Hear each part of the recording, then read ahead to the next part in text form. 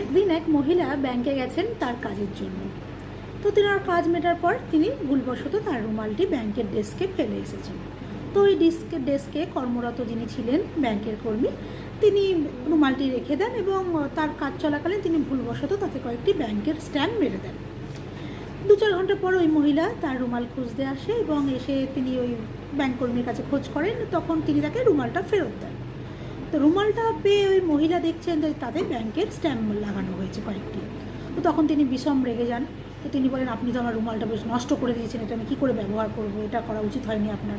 তো তখন ব্যাংকের যে কর্মী ছিলেন তিনি উত্তর দেন যে আপনার রুমালটি পাহারা দেওয়া আমার কাজ নয়, ওটা আপনার দোষ, আপনি রুমালটি ফেলে গেছেন, পেয়েছেন এই বড় ব্যাপার।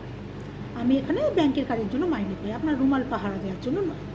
তো এই কথায় ওই মহিলা অসন্তুষ্ট হয়ে তিনি ব্যাংকের ম্যানেজারের কাছে গেলেন এই কর্মী সম্বন্ধে নালিশ করতে এবং তার পুরো ঘটনাটা তিনি তাকে বললেন।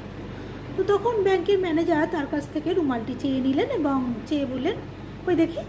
তো তারপরে তিনি ওই রুমালের উপরে আরও একটি স্ট্যাম্প মেরে দিলেন এবং নিচে সই করে দিলেন, দিয়ে বলেন, নিন আমার কর্মী যে স্ট্যাম্পগুলো মেরেছিল আপনার রুমালের উপরে, আমি একটা স্ট্যাম্প মেরে দিলাম, ওগুলো সব বাতিল হয়ে গেল, আর তাহলে কোনো সমস্যা রইল না।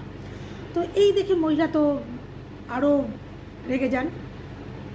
তো তাহলে মোরাল অফ দ্য স্টোরি হলো যে নিজের দোষ অন্যের ঘাড়ে চাপাতে গেলে সমস্যা বাড়ে বই কমে না। ধন্যবাদ।